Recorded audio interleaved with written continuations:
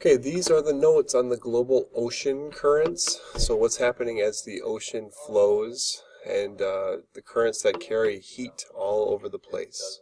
Okay, and the first thing we're going to talk about is the Gulf Stream.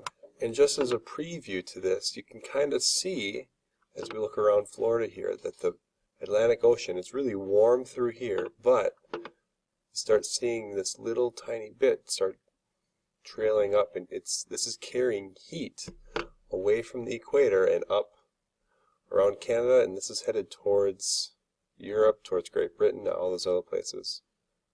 Here's a different model of it, trying to trail itself up through around Canada here. And here's a even better view of the Gulf Stream as we are moving towards the United States here. So you can see how it snakes its way through Cuba, around Mexico, goes up around Florida, and then carries all that heat out to the ocean. Now we're going to focus on the Gulf Stream as it goes up here past the United States, but you should just know that it doesn't only go past us. This is also headed down all the way around, basically rings all of the oceans, these global ocean currents. So right here's the equator, and you can see that there's a strong current there. Okay. Around the Horn of Africa, or the Cape of Africa, there's lots and lots and lots of ocean currents. And there's a whole lot going on over here in the Indian Ocean. Here's the Horn of Africa, many currents and other things going on over here. So while we're going to focus on the Gulf Stream, these other currents are doing their thing all around the world.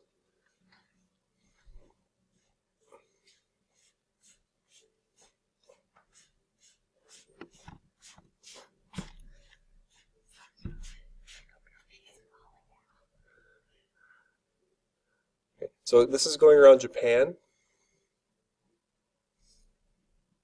You can see there's an ocean current going back this way.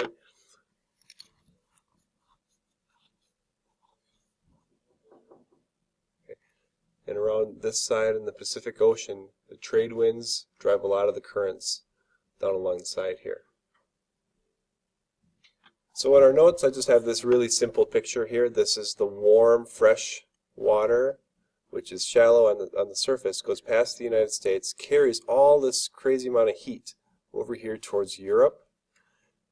It has to cool off eventually. While it cools down, becomes a little more salty, gets much more dense, and then it becomes deep under the ocean water. So there's this under the ocean current that carries it back around. So the Gulf Stream is warm water from the equator that moves around a lot, or that moves a lot of heat toward Europe.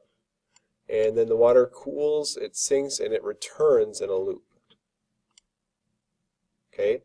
Now this changes the climate of many areas, these global ocean currents.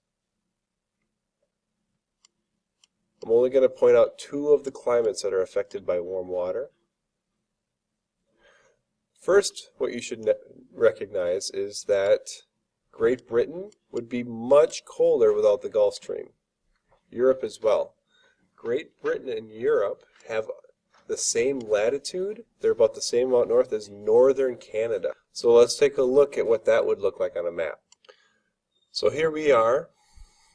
Okay, we're at the same latitude as southern Europe. The mid-latitude of Europe is about Canada, southern Canada. And then up here in Norway, this is the same latitude, the Arctic Circle's up here, as almost Alaska.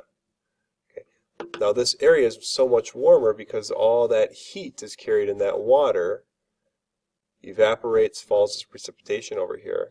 Without that Gulf Stream, they are just as cold as Canada is. So that's what I mean by the same latitude as northern Canada. It could be just as cold as that northern Canada. The only other climate I'm going to point out right now is Hawaii. It's warm all year, and there's pretty much no seasons there because they're so surrounded by warm water year-round. Hawaii's climate is definitely affected by that warm water. Now there's a second part of this lesson It has less to do with ocean currents and more to do with warm oceans. But this is the rain shadow effect. And here's how this works. So over here we'll have an ocean. Okay?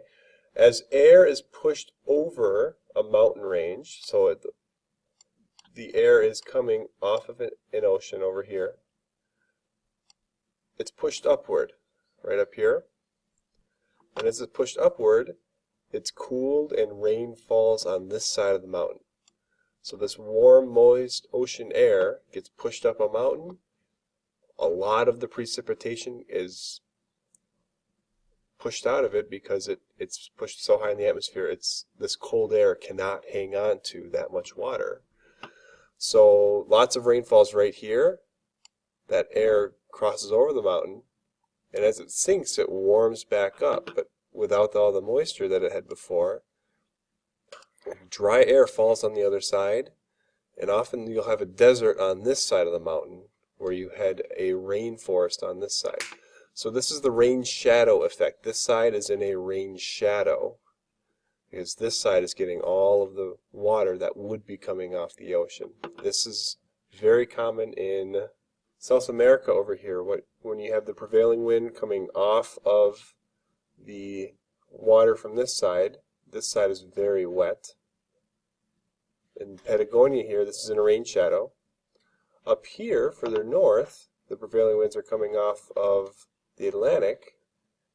They climb up the Andes mountain range, and then the Atacama Desert is over here on the other side of that mountain. So South America has some great examples, but our own country, this whole area of the United States is naturally drier just because the mountain ranges on this end of the country take all that Pacific moisture and pull it out. So it's falling here. We have rainforests up here. We should have more water down here, but this ends up being a big desert a lot of the time. Not very much rain because of the rain shadow effect. So that's the rain shadow effect. Make sure you let me know if you have any questions.